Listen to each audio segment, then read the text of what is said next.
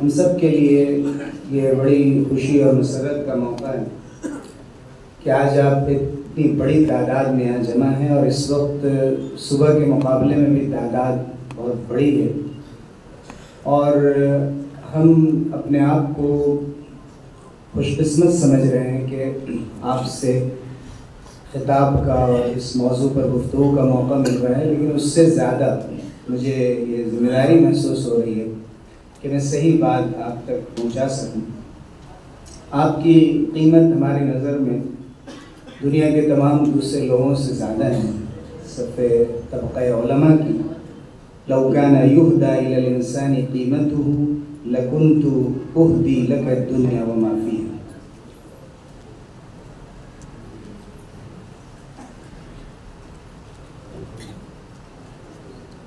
محاضرے کا عنوان ہے فن الخطابہ والالقاء۔ خطابت اور گفتگو، خصوصاً اسٹیج پر آ کر اپنی بات رکھنے کی صلاحیت ایک ملکہ ہے، ایک آرٹ ہے، ایک فن ہے۔ اس کا مقصد لوگوں تک اپنی بات صرف پہنچانا نہیں ہوتا ہے، بلکہ ان کو مطمئن کرنا، الاقناع والاستماع لہ، اور لوگوں کو کسی کام پر آمادہ کرنا، ایسے محرکات ان کے سامنے رکھنا کہ وہ اس پر مطمئن ہو سکے اور لوگ اس کے قائل ہو سکیں۔ مختلف موقع پر مختلف عناوین ہوتے ہیں جن کے سلسلے میں آگے گفتگو کر رہا ہوں۔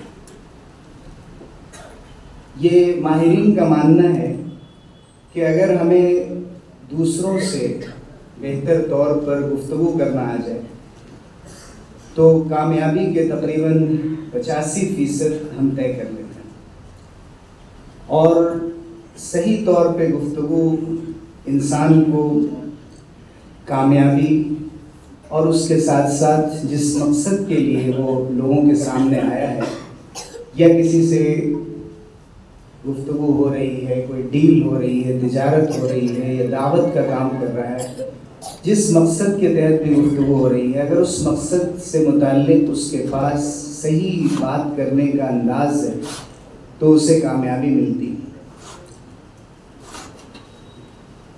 کہا جاتا ہے کہ العلم بحر لیس له ساحل وامتداد لیس له نهایہ، وإن أحد أركان العلم هو القدرة على توصيله إلى أهله ومستحقه، کہ علم ایک سمندر ہے جس کا کوئی ساحل نہیں ہے، اور ایک بہاؤ ہے جس کی کوئی انتہا نہیں ہے، اور علم کا ایک سب سے مضبوط ستون یہ ہے کہ لوگوں تک اپنی بات پہنچانے کی صلاحیت ہو، اور سامعین کے اعتبار سے زیادہ بہتر طریقے پر کہنے کی صلاحیت۔ یہ ایک عمومی قاعدہ ہے کہ جو لوگ یہ طے کرتے ہیں کہ ہمیں کچھ تبدیلی لانی ہے، کچھ سیکھنا ہے، کچھ نیا کرنا ہے، تو وہ کر گزرتے ہیں۔ زیادہ تر لوگ ایسے ہوتے ہیں جو یہ کہتے ہیں کہ میں ٹھیک ہوں، میرا جو انداز ہے، میرا اسلوب ہے، میرا طریقہ ہے، یہ میرے لیے کافی ہے۔ تو ایسے لوگ کوئی نئی چیز نہیں سیکھ پاتے۔ لیکن دنیا کے کامیاب ترین لوگ وہ ہوتے ہیں کہ جو ہمیشہ اس تلاش میں رہتے ہیں، اس جستجو میں رہتے ہیں کہ ہمیں کچھ نیا سیکھنے کا موقع ملے۔ اور اگر تقریر اور گفتگو بھی ایک فن ہے، جیسا کہ کتاب ہے اس موضوع پر، کمیونیکیشن اسکلز پر، پبلک اسپیکنگ پر، اور اس کو ایک آرٹ بتایا گیا ہے، اردو اور عربی مختلف زبانوں میں اس کے ترجمے بھی ہوئے کہ ہم کیسے اپنے آپ کو اور ڈیولپ کر سکتے ہیں۔ یعنی یہ کہنا کہ گفتگو اور تقریر ایک فطری ملکہ ہے، صحیح ہے، لیکن یہ اکتسابی اور کسبی بھی ہے۔ محنت سے سیکھ کر مختلف انداز، اسلوب، منہج، تیاری کیسے کی جائے، دوران تقریر کیا انداز رکھا جائے، اور بعد میں کیسے اس کی تقییم کی جائے اور صحیح درست اندازہ لگایا جائے کہ کن کن پہلوؤں پر ہمیں توجہ کی ضرورت ہے۔ تو جو لوگ اسے یہ سمجھتے ہیں کہ اس کی ضرورت ہے وہ استفادہ کر سکتے ہیں، اور جو ایسا سمجھتے ہیں کہ ضرورت نہیں ہے بلکہ جو جس انداز سے تقریر اور گفتگو ہماری ہو رہی ہے وہ کافی ہے، تو پھر وہ کچھ نیا کرنے کے لیے تیار نہیں ہے۔ ایک بڑے انگریز مقرر نے یہ کہا ہے کہ لو قدر علی ان افقد کل مواہبی و ملکاتی وکان لی اختیار فی ان احتفظ بواحدۃ فقط فلن اتردد فی ان تکون هذه هي القدرة على التحدث لأني من خلالها سأستطيع أن أستعيد البقية بالسرعة۔ کہ اگر میری جتنی بھی صلاحیتیں ہیں سب ختم ہو جائیں لیکن بولنے کی صلاحیت رہ جائے، بات کرنے کی صلاحیت رہ جائے، تو میں اس کے ذریعے سے اپنی دوسری صلاحیتوں کو پھر سے حاصل کر سکتا ہوں، ان کی بازیافت کر سکتا ہوں، کیونکہ گفت و شنید کا دروازہ کھلا رہے گا، ہم لوگوں کو قائل کر سکیں گے، بات کر سکیں گے، متوجہ کر سکیں گے۔ اور یہ ایک عام بات ہے، صرف تقریر کے بارے میں نہیں بلکہ اللہ تعالیٰ نے جو بیان کی صلاحیت اور گفتگو کی صلاحیت انسان کے اندر رکھی ہے ان سب سے اس کا تعلق۔ لیکن اسٹیج پر گفتگو کرنا اور خصوصاً جب ہم جمعے کی تقریر کرتے ہیں یا دوسرے مواقع پر، تو یہ ایک فن بن جاتا ہے۔ اس سے قطع نظر کہ امانت ہونی چاہیے، اخلاص ہونا چاہیے، سچائی، الامانہ والصدق والاخلاص، تین اس کے اصل جوہر ہیں۔ اگر یہ نہیں ہے تو پھر وہ دل سے بات نہیں نکلتی اور دلوں تک پہنچ نہیں پاتی۔ میں اس پہلو پر گفتگو نہیں کر رہا ہوں، ہم لوگ سب طبقہ علماء میں ہیں، طلباء ہیں، ہماری تربیت ہی یہی ہوئی ہے کہ نیت ہماری صحیح ہونی چاہیے، لیکن اس کے بعد کیا طریقہ اختیار کرنا چاہیے کہ ہم لوگوں پر زیادہ اثر انداز ہو سکے۔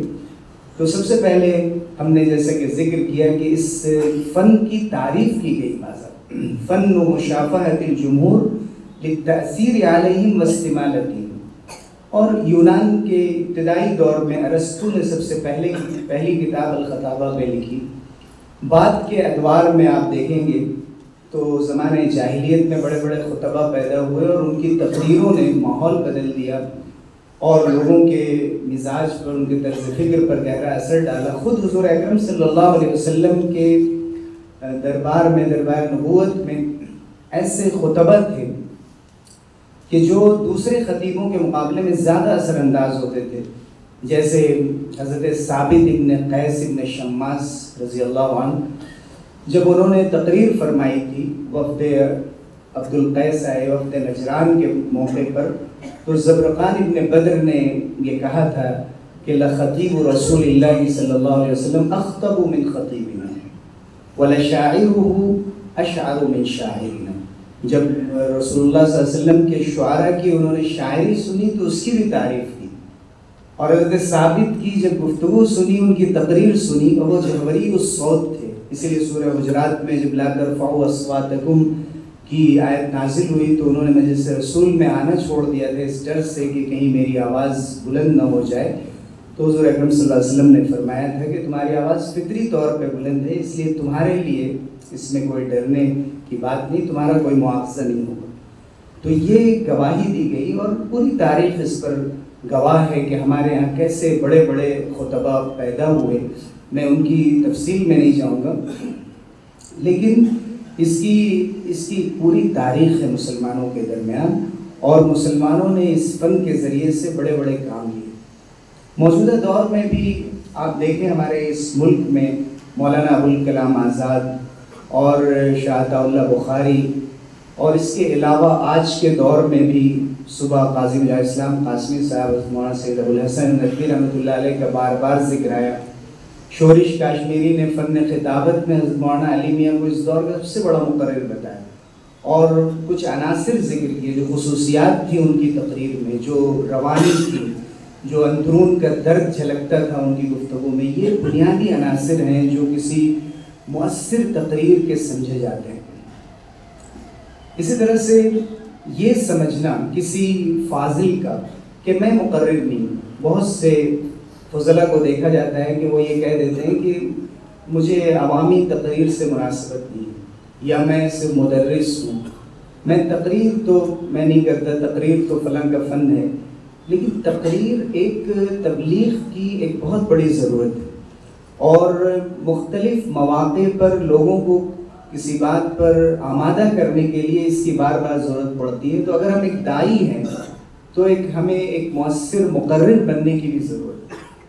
زبان میں کسی کی لکنت ہوتی ہے، کسی کی زبان میں روانی نہیں ہوتی ہے، زبان صاف نہیں ہے، کبھی استحضار نہیں رہتا، تو ان سب کے لیے طریقے بتائے گئے ہیں کہ کیسے ہم تیاری کریں، کیسے شروع میں ہم عمر کے کسی بھی مرحلے میں جس دن سے ہم یہ طے کر لیں گے کہ ہمیں تقریر کرنی ہے اور گفتگو میں اپنی بات رکھنی ہے۔ اس کی مثال دیتا ہوں میں، محمد القحطانی جو سعودی عرب کے بہت بڑے مقرر اس وقت شمار ہوتے ہیں دنیا بھر میں انگریزی زبان کے، حالانکہ وہاں عربی بولی جاتی ہے، محمد القحطانی ان کا نام ہے۔ ان کو 2015 میں امریکہ میں ٹوئس ماسٹر کی جانب سے دنیا کے سب سے ماہر خطیب اور اسپیکر ہونے کا اعزاز ملا اور ان کو خطاب سے نوازا گیا، جہاں ہر سال یہ مقابلے ہوتے ہیں۔ محمد القحطانی نے اپنی کہانی لکھی ہے اور دا پاور آف ورڈ کے نام سے ان کی وہ تقریر تھی، قوت الکلمہ کے نام سے عربی میں اس کا پھر ترجمہ بھی ہوا۔ تو انہوں نے لکھا کہ میں درجے میں جب بات کرتا تھا تو اساتذہ انتظار نہیں کرتے تھے میری بات کا، چونکہ میں بہت دیر میں اپنی بات کہہ پاتا تھا، زبان میں رکاوٹ تھی ایک طرح کی، میں بہت شرمندہ ہوتا تھا۔ لیکن ایک دو اساتذہ نے میری ایسی ہمت افزائی کی کہ میں نے یہ طے کر لیا کہ میں اسی زبان سے بولتا رہوں گا اور بولنے کی مشق کرتا رہوں گا، اور مجھے تھوڑا تھوڑا رکنا پڑے گا بیچ میں۔ تو انہوں نے اپنا ایک خاص انداز نکالا کہ مجھے رکتے ہوئے بات کرنی ہے۔ بالآخر وہ ان کی ویڈیوز آپ دیکھیے گا، اندازہ نہیں ہوتا ہے کہ ان کی زبان میں کسی قسم کی رکاوٹ ہے، چونکہ وہ ٹھہر کر بات کرتے، انہیں معلوم ہو گیا کہ کیسے مجھے مینیج کرنا ہے۔ تو آج دنیا میں انہوں نے نام پیدا کیا۔ ایسے بہت سارے لوگ ہیں جو بظاہر پڑھنے کے زمانے میں انجمنوں میں تقریر کے ایک مشہور عوامی مقرر کی حیثیت سے وہ ابھرتے ہیں، اور یہ انسان کے اپنے ارادے پر ہوتا ہے، تیاری پر ہوتا ہے۔ تو اسے ایک آرٹ کہا گیا کہ فن مشافہۃ الجمہور للتأثیر علیہم واستمالتہم، کہ جمہور کو خطاب کرنے کا، جمہور کو، عوام کو اور لوگوں کی ایک بڑی تعداد کو ان پر اثر انداز ہونے کے لیے اور کسی بات پر ان کو قائل کرنے کے لیے اس فن کی ضرورت پڑتی ہے۔ کہا جاتا ہے کہ اللسان افضل وسیلۃ للتأثیر، اور اللسان ترجمان القلب، اللسان صورت العقل، انسان کی عقل میں، اس کے ذہن و دماغ میں جو بات ہے، اس کے دل میں جو بات ہے، اس کی صحیح ترجمانی زبان سے ہی ہو پاتی ہے۔ اسی لیے انبیاء علیہ السلام کو جو دعوت کا کام دیا گیا، جو مشن دیا گیا، انہوں نے اپنی زبان کا استعمال کیا، اور اس کے ساتھ ساتھ پھر اللہ تعالیٰ نے انہیں کتابیں بھی دی اور صحائف بھی دی۔ اس کے ساتھ آپ دیکھیں کہ جمعے میں اور عیدین میں خطبے رکھ دیے گئے تاکہ اس فن اور اس علم کی اہمیت بڑھا دی جائے کہ اس کو ایک عبادت قرار دے دیا۔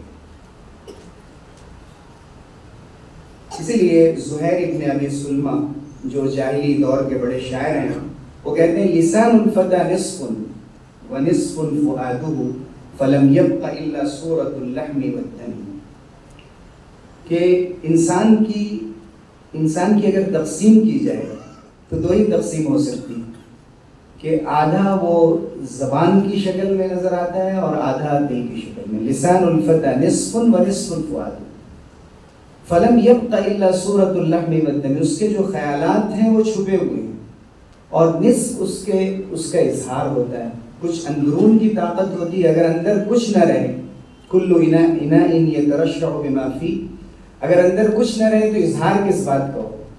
تو اندر اس کے دل کی طاقت اور ذہن کی قوت ہونا بھی ضروری ہے، لیکن اس کے بعد جو اس کا اظہار ہوتا ہے، لوگوں سے کنیکٹ ہونے اور لوگوں سے رابطے میں آنے کے لیے ہمیشہ زبان کی ضرورت پڑتی ہے۔ اسی لیے اچھی زبان بولنے کی بھی اہمیت ہے۔ آپ دیکھیے کہ اگر کوئی وکیل ہے، اسے ضرورت پڑتی ہے کہ اس کی زبان صاف ستھری ہو، وہ اچھی طرح آرگومنٹ کر لیتا ہو۔ کوئی اصلاح اور دعوت کا کام کر رہا، وہاں ضرورت ہے، خرید و فروخت میں ضرورت ہے، خطابت میں ضرورت ہے، لوگوں کو قائل کرنے کے لیے، کسی میٹنگ میں گفتگو کرنے کے لیے، اپنے افکار کو پیش کرنے کے لیے، اظہار خیال کے لیے. اور الارشاد السیاحی، آپ نے دیکھا ہوگا کسی تاریخی مقام پر جائیں تو جو گائیڈ ہوتے ہیں وہ کتنے ماہر ہوتے ہیں اپنے خاص موضوع کے، اور وہ اچھی طرح سے پوری تاریخ بیان کر دیتے ہیں، وہ اپنے موضوع کے ماہر ہو جاتے ہیں. ظاہر ہے کہ ان کے زبان کی یہ طاقت ہوتی ہے. لیکن جب ہم تقریر کرنے والے ہیں، جب ہمیں تقریر کرنی ہے، گفتگو کرنی ہے، تو پہلے ہمیں یہ طے کرنا ہوتا ہے کہ ہم کیوں تقریر کرنے جا رہے ہیں اور کہاں تقریر کرنے جا رہے ہیں. دو پہلوؤں پر زیادہ توجہ دینے کی ضرورت ہے. زیادہ تر ہماری توجہ رہتی ہے کہ ہم کیا تقریر کرنے جا رہے ہیں، مواد پر. حالانکہ تقریر میں اور محاضرے اور مقالے میں فرق ہوتا ہے. ہم جانتے ہیں جب مسابقات بھی ہوتے ہیں کہ سب سے زیادہ نمبر طرز القاء کا ہوتا ہے، انداز گفتگو کا ہوتا ہے. مواد پر اتنا زیادہ نمبر نہیں ہوتا. اسے تقریر میں اگر مواد کم بھی ہو لیکن خیالات مرتب ہو، روانی ہو، تسلسل ہو، اور ہم لوگوں تک پہنچ سکیں تو ہماری تقریر، ہماری گفتگو زیادہ کامیاب سمجھی جائے. کہا جاتا ہے کہ جو تاثیر ہوتی ہے، اگر 100 میں سے 7% بھی مواد ہے تقریر کے اندر، ہو سکتا ہے کہ اس وقت تیاری نہ ہو، بر وقت کہہ دیا گیا ہو. بابری مسجد کے بارے میں آپ تقریر کریں اور اس کی تاریخ سے آپ واقف نہیں ہیں، اس کے باوجود بھی میرے دل کے جو احساسات ہیں بابری مسجد کے بارے میں، اگر اس پر ہم ایک جذباتی تقریر بھی کر دیں تو لوگوں تک بات پہنچ جاتی ہے اور ان کے دل کی کیفیت بدل جاتی ہے. اس اسلوب کا اثر ہوتا ہے، اس آواز کے زیر و بم کا اثر ہوتا ہے. آواز بہت اونچی بھی نہ ہو، بہت ہلکی بھی نہ ہو، موضوع کے اعتبار سے آواز کا استعمال ہونا چاہیے. اور تقریباً 55% اثر باڈی لینگویج کا ہوتا ہے، لغت الجسد کا ہوتا ہے، کہ ہم بات کرتے ہوئے کتنے خود اعتمادی کے ساتھ نظر آ رہے ہیں اور لوگوں کے سامنے کھڑے ہیں اور اپنی گفتگو پیش کر رہے ہیں. کہا جاتا ہے کہ جب آپ سواری پر سوار ہو رہے ہیں تو پہلے اچھی تیاری کر لیں، اس کے بعد اگر آپ لے کر چل رہے ہیں تو آسانی سے چل سکتے ہیں. اسی لیے کہا جاتا ہے کہ اس گاڑیوں کے اندر جو بریک ہوتے ہیں وہ کیوں ہوتے ہیں، ایک سوال کیا جاتا ہے. تو زیادہ تر لوگ یہ جواب دیتے ہیں تاکہ گاڑی ہم روک سکیں، لیکن اس کا صحیح جواب یہ ہے کہ تاکہ ہم آزادی کے ساتھ گاڑی چلا سکیں، کیونکہ ہمیں معلوم ہے کہ کہیں بھی کوئی مسئلہ ہوا تو ہم بریک لگا لیں گے. تو اس لیے تیاری جتنی اچھی ہوتی ہے اتنی ہماری تقریر مؤثر ہو سکتی ہے.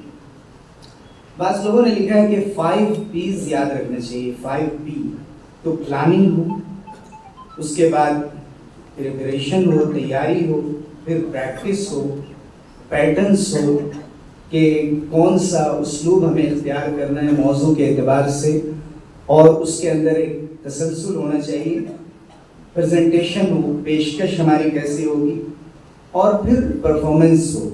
پرفارمنس کو ہم اس کی تقییم کریں، ایویلیوٹ کریں اس کو، کہ فیڈ بیک لیں لوگوں سے.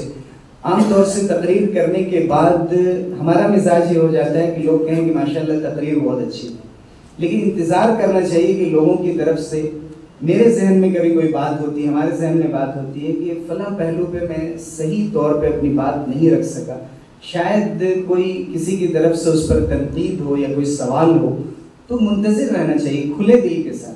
اس لیے کہ یہ اگر ایک امانت ہے اور ہم نے پہنچائی، اس میں کوئی کمی رہ گئی، یہ آئندہ کی تقریروں کے لیے یہ جو تنقید ہوتی ہے یا کوئی مشورہ ہوتا ہے، یہ بہت کارآمد ہوتا ہے اور ہمیں اپنی گفتگو کو مرتب کرنے میں مددگار ہوتا ہے. کہا جاتا ہے کہ لوگ زیادہ تر کن چیزوں سے دنیا میں ڈرتے ہیں؟ بلندیوں سے اور حشرات الارض سے، مالی مشکلات سے، گہرے پانی سے، بیماری سے، موت سے، اور فضاؤں میں اڑنے سے، ہوائی جہاز کے سفر سے، تنہائی سے، اور بعض خطرناک قسم کے جانوروں سے. لیکن ان میں سب سے زیادہ ڈر جو لوگوں کو محسوس ہوتا ہے، تحدث امام الناس. لوگوں کے سامنے بات کرنے میں سب سے زیادہ گھبراہٹ ہوتی ہے اگر ہماری مشق نہ ہو اور ہمیں یہ معلوم نہ ہو کہ ہمیں کیا بات کرنی ہے. اسی لیے کہا گیا کہ اصل یہ نہیں ہے کہ ہم تقریر سے یا تیاری کی کمی سے ڈرتے ہیں، بلکہ اگر آپ غور کریں تو نحن نخاف من الخوف نفسی، ہمارے دل میں یہ بات چل رہی ہوتی ہے کہ کہیں وہاں ہم جا کر گھبرا نہ جائیں، ڈر نہ جائیں، ہمارے پیر کپ کپانے نہ لگیں، ہمارے ہونٹ سوکھنے نہ لگیں، اور ہم اپنی بات شاید صحیح سے نہ کہہ سکیں۔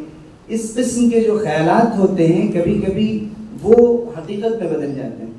اس لیے سب سے پہلے یہ اطمینان رکھنا چاہیے، توکل علی اللہ، اس لیے کہ رب اشرح لی صدری ویسر لی امری واحلل عقدۃ من لسانی یفقہوا قولی۔ جو ہم نے پڑھ لیا، بنیادی خاکہ اپنے ذہن میں بنا لیا، اس کے بعد پھر اللہ کے حوالے کرنا چاہیے۔ تو یہ بھی صحیح نہیں ہے کہ انسان یہ کہے کہ بھئی دین کی بات ہے، کسی تیاری کی ضرورت نہیں، جو اللہ تعالیٰ کہلوا دے، جو شرح صدر ہو ہم پیش کر دیں گے۔ تو شرح صدر تو ماشاءاللہ بزرگوں کو اور اہل اللہ کو ہو، اور وہ اس وقت جو بھی کہتے ہیں ان کی زبان کی جو تاثیر ہوتی ہے، بس ان کی آواز ہی کافی ہو جاتی ہے۔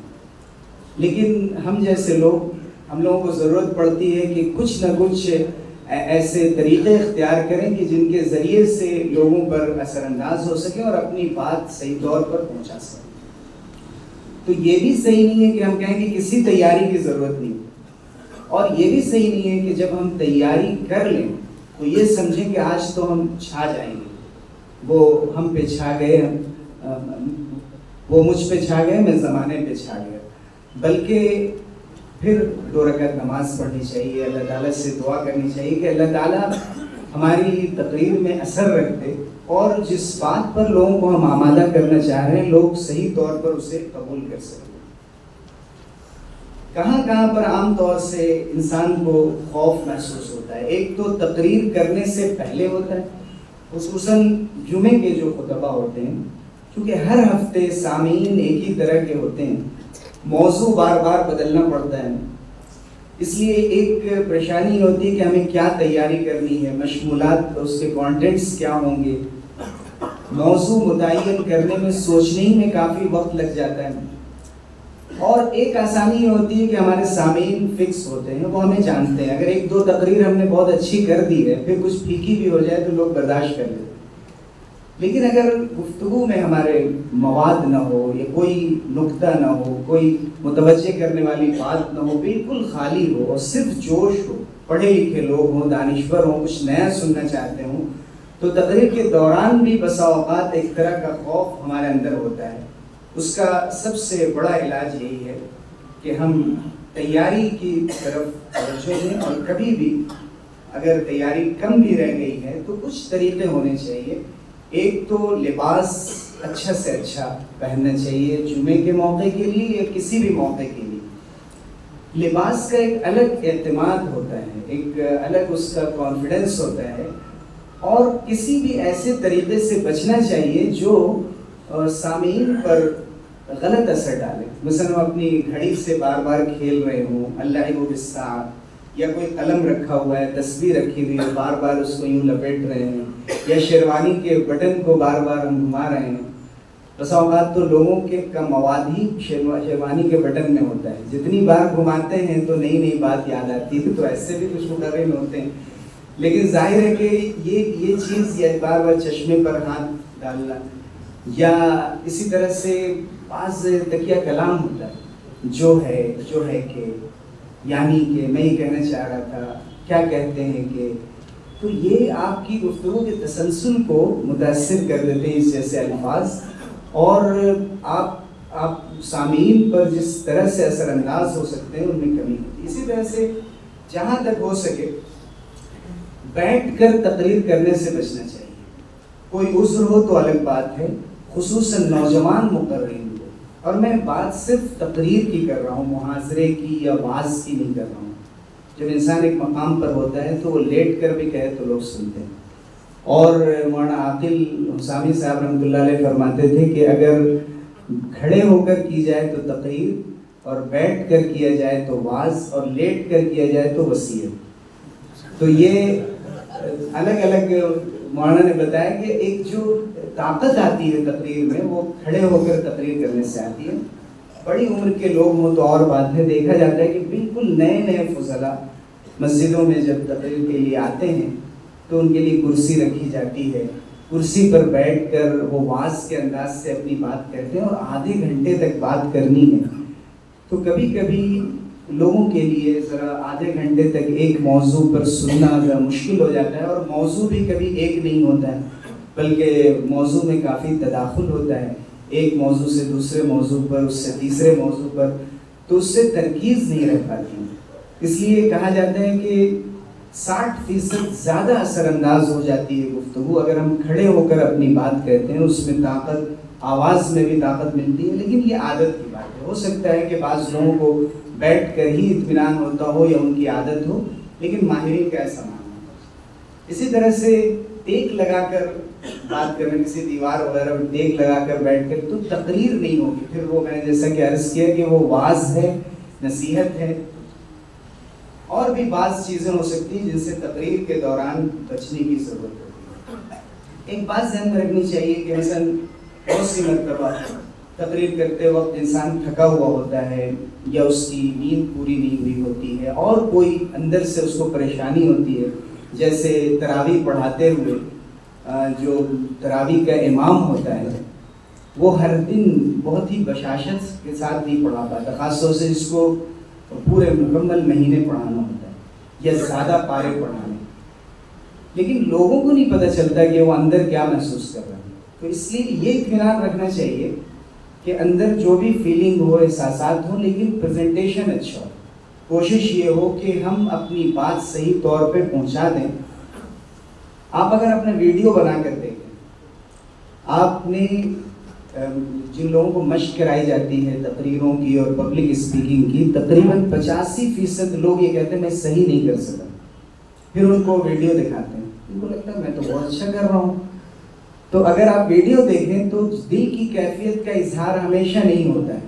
اگر آپ نے یہ اطمینان کر لیا کہ لوگ نہیں سمجھ سکے کہ میرے دل کے اندر کیا چل رہا ہے، اور اگر ہم نے اس پر زیادہ توجہ دی تو پھر اثرات ظاہر ہونے لگتے ہیں بہت تیزی کے ساتھ.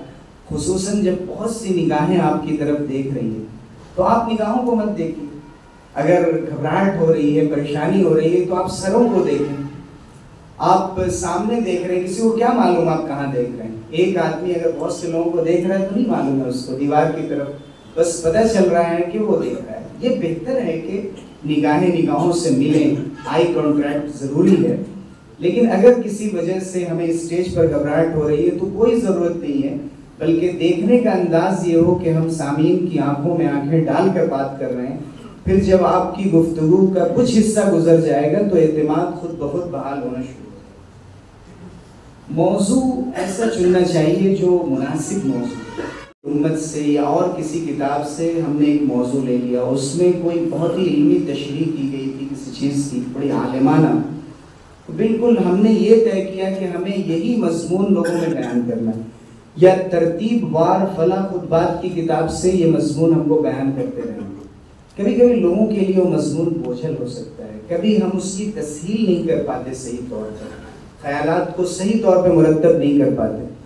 اس لیے ضروری ہے کہ پہلے ہم یہ سمجھیں کہ لب لباب کیا ہے، کیا نکات ہیں جو ہم اپنے سامعین تک پہنچانا چاہ رہے ہیں. ان کو قلم بند کر لیا جائے، ان نکات کو ہمیشہ لکھ لیا جائے.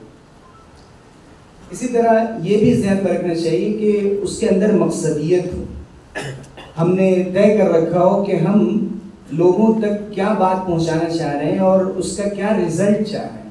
اسی اعتبار سے ہماری بات میں قوت ہوتی ہے.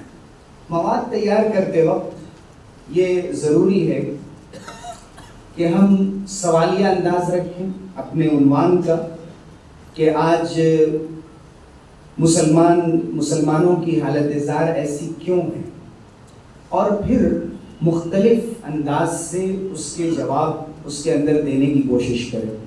مثلا دین سے ان کی دوری، مثلا تعلیم میں وہ پچھڑ گئے، مثلا تجارت میں وہ پیچھے رہ گئے، جیسے یہ کہ خود وہ اپنی اہمیت کا احساس نہیں کر پا رہے ہیں. ایسے چند یا 4 یا 5 نکات ہم پہلے لکھ لیں اپنے ذہن سے، پھر اس کے مطابق مواد تلاش کرنے کی کوشش کریں.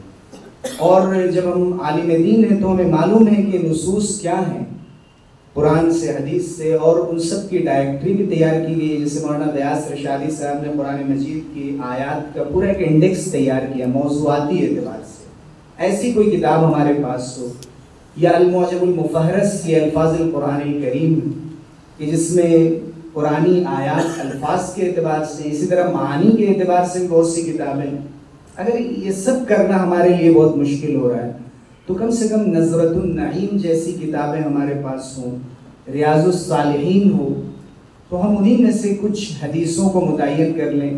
اگر وہ بھی ہمارے لیے مشکل ہو تو سیرت النبی کی چند اخیر کی جو جلدیں ہیں، 5ویں 6ٹھی جلد، کم سے کم اس کو سامنے رکھ کر ہم تیاری کریں. اس کے اندر قرآن و حدیث اور اس کی عقلی توجیہ اور دوسرے مذاہب سے اس کا موازنہ، تمام پہلو آ جاتے ہیں. اس کے ساتھ ساتھ بعض خطبات کے مجموعے ہیں، جیسے کہ اصلاحی خطبات ہے، علمی اعتبار سے ندائے منبر و محراب ہے، مولانا اسلم شیخ پوری رحمۃ اللہ علیہ کی، ان کا بھی علمی مقام بہت بلند ہے، اور حضرت قاری طیب صاحب رحمۃ اللہ علیہ کی خطبات تو ہی ہیں. اس طرح کی کتابوں کو بھی ہم اپنے مطالعے میں رکھیں، اور موضوع کے اعتبار سے مختلف کتابوں سے مراجعت کریں، اور تحدید ہو، ترکیز ہو ایک موضوع کے اوپر. کہ اگر آج ہم سچائی کے موضوع پر بات کر رہے ہیں تو شریعت میں اتنی نصوص ہیں سچائی کے اوپر کہ ضرورت نہیں ہے کہ ہم ثانوی درجے کی کہانی سنائیں یا کوئی ایسا قصہ سنائیں جو ثابت بھی نہیں ہے یا وہ روایت ثابت نہیں ہے، بلکہ صحیح ترین روایتوں سے صدق پر ہم تقریر کر سکتے ہیں. کذب پر مستقل تقریر ہو سکتی ہے الگ، امانت پر الگ ہو سکتی ہے. جتنے اخلاقی موضوعات ہیں، اخلاق حسنہ اور اخلاق سیئہ، دونوں پر الگ الگ، مثال کے طور پر یہ ایک موضوع ہو سکتا ہے. اس کے علاوہ جتنے بھی دوسرے موضوعات ہیں ان سب میں یہ کوشش کرنی چاہیے کہ قرآن کی 2-3 آیتیں ہوں. کبھی کبھی قرآن میں بہت سی آیتیں اس موضوع کی ہوتی ہیں. ہم یہ چاہتے ہیں، ہم نے بعض تقریریں ایسی سنی ہیں کہ وہ تقریر بہت اچھی تھی اور ان کو یہ بتایا گیا تھا کہ 1.5 گھنٹے آپ کو تقریر کرنی ہے، حالانکہ انہوں نے دیکھا کہ اب موقع نہیں ہے اور پروگرام بہت آگے بڑھ چکا ہے اور بیچ میں مجھے پرچی مل سکتی ہے. تو ذہانت کی بات یہ ہے کہ آپ ان میں سے آیات مختصر کریں. اگر 5 آیتیں آپ کو ذکر کرنی تھی تو آپ 2 ہی 3 آیتیں ذکر کریں، لیکن تنوع ہونا چاہیے کہ آیات کے ساتھ حدیث بھی ہو، صحابہ کے اقوال ہوں، تابعین، تبع تابعین کے، بزرگان دین کے اقوال ہوں، تاریخ سے کچھ حوالے دیے جائیں، کچھ واقعاتی شہادت ہو. اس کے ساتھ ساتھ جیسے ہم نے یہاں ذکر کیا کہ الاعداد والاحصائیات، اسٹیٹسٹکس ہو، جو اعداد و شمار ہیں اس موضوع سے متعلق. اگر ہمیں کچھ اعداد و شمار مل رہے ہیں کہ آج مسلم بچیوں میں تعلیم کی شرح یہ ہے، اس کے ریشو یہ ہے، تو وہ گفتگو اور زیادہ مؤثر ہوتی ہے. اسی طرح بہت ہی مبہم باتوں سے اپنی تقریر میں پرہیز کرنے کی ضرورت ہوتی ہے.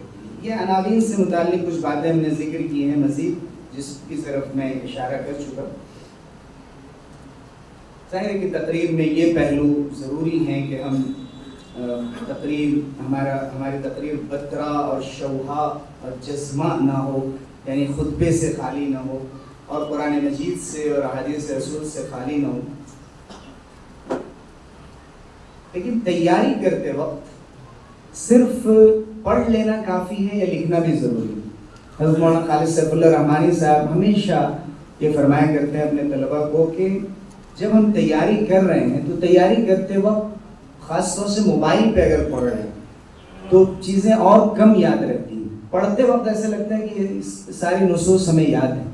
جب ہم مائک پہ کھڑے ہوتے ہیں ایسا لگتا ہے سب چیزیں غائب ہو گئی. اکثر لوگوں کے ساتھ یہ ہو جاتا ہے.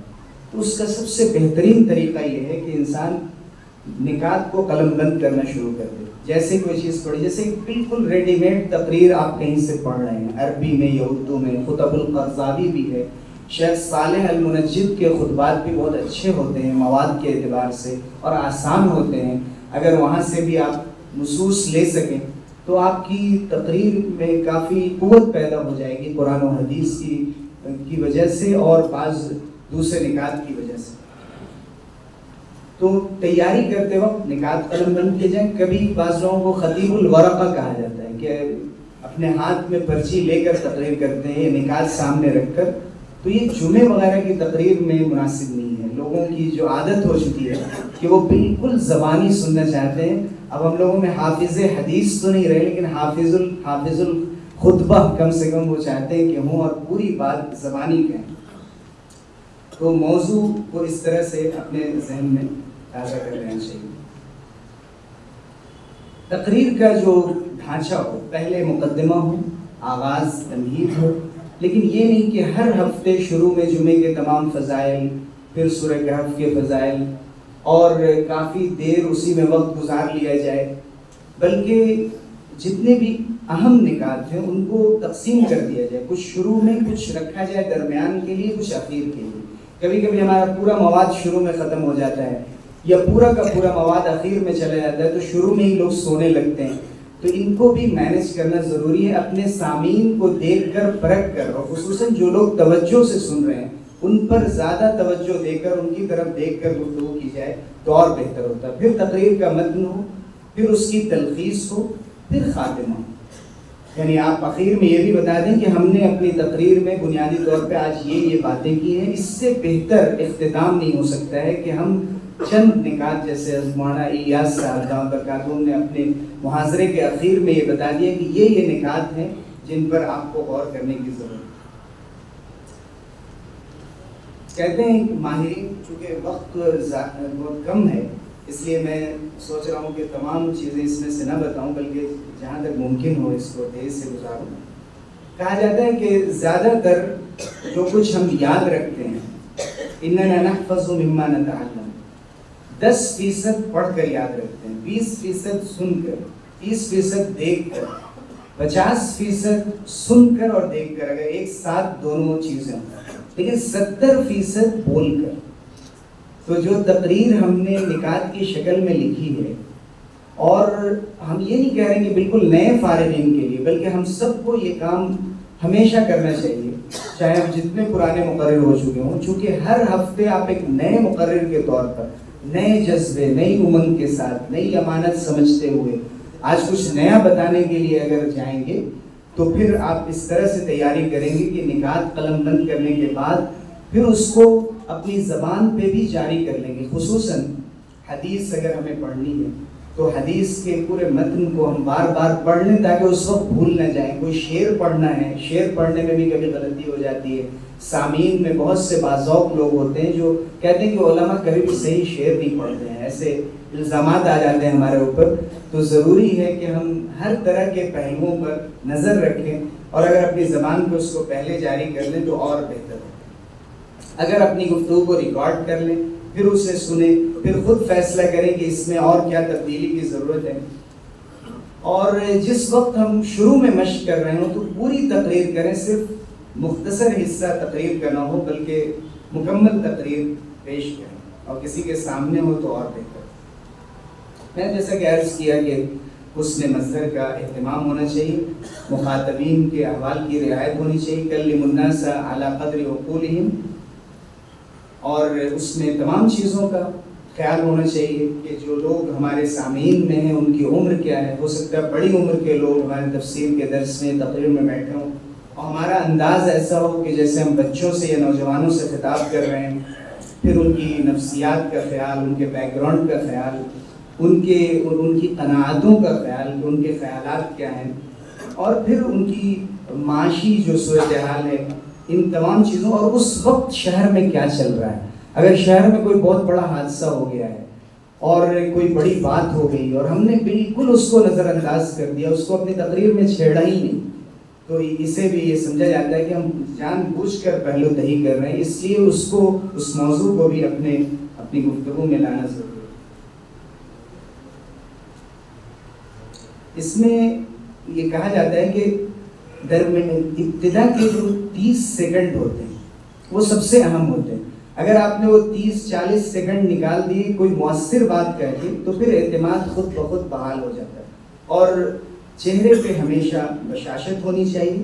بہت سی مرتبہ چونکہ ہم لوگوں کو لوگوں پر برسنا بھی ہوتا ہے اپنی تقریروں میں, تو ہم بہت ہی غصے میں تقریر کرتے ہیں. حضور اکرم صلی اللہ علیہ وسلم بھی جب انتہا کے حرمات کی بات ہو تو آپ غصے میں آ جاتے تھے, آپ کا رخ انور سرخ ہو جاتا تھا. تو موضوع کے اعتبار سے ضروری ہے کہ کبھی کبھی غضب کا، غصے کا بھی اظہار ہو، لیکن ہمیشہ جلال ہو یہ کبھی کبھی لوگوں کے لیے مشکل ہوتا ہے۔ جمال بھی ہونا چاہیے، خصوصاً اپنے سامعین کو اس دور میں جب کہ ہر طرف صرف شکایت ہوتی ہے کہ مسلمان کسی کام کے نہیں رہے، اور ہمارے درمیان خیانت ہے اور جھوٹ ہے، اور ہماری نمازیں صحیح نہیں، ہمارے حج صحیح نہیں، کچھ بھی صحیح نہیں، تو پھر تقریریں کیوں ہو رہی ہیں اور تقریروں کا کیا فائدہ ہو رہا ہے؟ پھر سب بند کر دیں، وہ ہم اپنے خلاف گواہی دیتے ہیں کہ کچھ بھی صحیح نہیں ہو رہا۔ شیخ یوسف قرضاوی کی کتاب المبشرات بانتصار الاسلام، اس میں انہوں نے ایسے پہلوؤں کا ذکر کیا ہے جو خیر آج امت میں پایا جاتا ہے۔ کوشش کرنی چاہیے کہ اپنی ہر تقریر میں، شروع میں یا آخر میں، درمیان میں، لوگوں کی جو ایجابیات ہیں، جو مثبت پہلو ہیں، ان کو ذکر کیا جائے۔ من قال ہلک الناس فهو اہلکهم، جو کہتا ہے اپنی ہر گفتگو کے لوگ تو برباد ہو گئے، تو وہ ہے کہ ان میں سب سے زیادہ برباد ہے یا اس نے ان کو ہلاک کر دیا۔ اسی طرح سے اپنی گفتگو شروع کرتے وقت یہ اگر کسی قصے سے، کسی لطیفے سے، کسی سوال سے شروع کیا جائے، خصوصاً چھوٹی عمر کے لوگوں میں، تو زیادہ بہتر ہوتا ہے۔ اگر کوئی قصہ، سیرت کا کوئی واقعہ ہم بیان کر رہے ہیں تو اس کی صحیح تصویر کشی ہونی چاہیے، صحیح طور پہ ہم اپنی بات سمجھا سکیں اور بتا سکیں، اس تاریخی کیفیت کو پوری طرح ظاہر کر سکیں۔ پھر لغت الجسد کے بارے میں ہم بتا چکے کہ ان میں سب سے زیادہ اثر ہوتا ہے اپنے دونوں ہاتھوں کا، کہ ہم جب دونوں ہاتھوں کا استعمال کر رہے ہیں تو ایک ہی طرح سے بار بار اپنے ہاتھ کو گھمایا جائے، سوالیہ نشان ہو تب بھی ہم یوں دور کی طرف اشارہ کر رہے ہیں۔ اگر تاریخ ہے کہ تاریخ تمہیں آواز دیتی ہے یا تاریخ گواہ ہے، ہم یہ کہہ رہے ہیں کہ آسمان خون کے آنسو رو رہا ہے اور زمین کی طرف اشارہ کر رہے ہیں، یا اس کے برعکس، یعنی جوش خطابت میں کبھی کبھی آدمی بھول جاتا ہے کہ ہم کیا اشارہ کر رہے ہیں۔ تو ہمارے جملوں کے اعتبار سے اگر ہاتھ کی حرکات نہیں ہوتی ہے اور باڈی لینگویج نہیں ہوتا ہے تو پھر اس کا اثر بھی کم ہوتا ہے اور بسا اوقات وہ مضحکہ خیز ہو جاتا ہے۔ کہا جاتا ہے کہ گفتگو میں اگر کوئی طریقہ نہیں تو کم سے کم یہ طریقہ ہونا چاہیے، لیکن یہ کانفیڈنس کی علامت ہے۔ لیکن اگر ہاتھ باندھ کے مستقل کھڑے ہیں تو پھر اپنی بات بھی گرہ میں بند جاتی ہے اور پوری طرح سے آگے منتقل نہیں ہو پاتی۔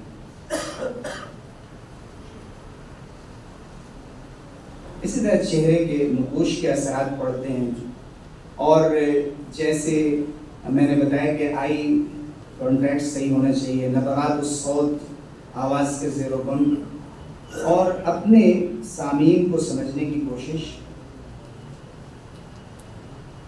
یہ جو مسئلہ ہوتا ہے کہ اب وقت ختم ہو جائے اور ہم وقت کا عام طور سے خیال نہیں کرتے۔ اگر ہمیں آدھے گھنٹے کا وقت دیا جاتا ہے، ماہرین کہتے ہیں کہ 20 منٹ میں بڑی سے بڑی بات کہی جا سکتی ہے، خصوصاً دینی موضوعات پر جہاں ہمیشہ ہمیں اپنی بات کہنی ہو۔ کان رسول اللہ صلی اللہ علیہ وسلم یتخولنا بالموعظہ ان قصر خطبۃ الرجل وطول صلاتہ مئنۃ علی فقہہ۔ تو یہ انسان کی خوبی ہوتی ہے کہ زیادہ بڑے موضوع کو بہت ہی مختصر لفظوں میں سمیٹنے کی کوشش کرے اور اپنی بات مؤثر انداز سے پیش کرے۔ تو تقریر کے سلسلے میں یہ بہت سی کچھ اہم نکات تھے، خصوصاً اس بات پر آج کل توجہ دینے کی ضرورت ہے۔ صبح بھی ذکر آیا تھا کہ جب تک ہر وہ لفظ جو ہماری زبان میں ہے جب تک ہمارے پاس ہے ہم اس کے مالک۔ فَإِذَا خَرَجَتْ مَلَكَتْ کا، جب وہ اپنی زبان سے وہ جملہ یا وہ لفظ نکل گیا تو اب وہ ہمارے ہاتھ سے نکل گیا۔ تو اس لیے جوش خطابت میں کبھی بھی ہماری زبان سے کوئی ایسی بات نہ نکل جائے کہ جس کی وجہ سے بعد میں ہمیں دشواریوں کا سامنا کرنا پڑے، قانون کی گرفت میں آ جائے، یا اسی طرح سے ہمیشہ اس سے لوگوں کی یا کسی خاص سماج کے لوگوں کی تحقیر ہوتی ہے۔ بس اوقات مقررین یہ کمال کی بات سمجھتے ہیں کہ عمرہ کی توہین کی جائے اور غربا کو اونچا اٹھا کر ذکر کیا جائے۔ موضوع کے اعتبار سے یہ ممکن ہے، لیکن یہ غنی اور فقیرا فاللہ اولی بہما، غلطی پر نکیر ہونی چاہیے، کسی ایک طبقے کو ٹارگٹ کر کے بات نہیں کرنا چاہیے، چونکہ سب کا معاشرے میں کردار ہوتا ہے اس کی تعمیر و ترقی میں۔ اس لیے ان پہلوؤں کو اگر مد نظر رکھتے ہوئے ہم گفتگو کرتے ہیں اور لوگوں کے سامنے اپنی بات رکھتے ہیں تو اس کا زیادہ فائدہ ہوتا ہے. یہ چند نکات تھی، امید کہ انشاءاللہ یہ کام آ سکیں گی آپ سے زیادہ مجھے. میں بہت بہت شکر گزار ہوں کہ آپ نے توجہ سے سنی. جزاکم اللہ.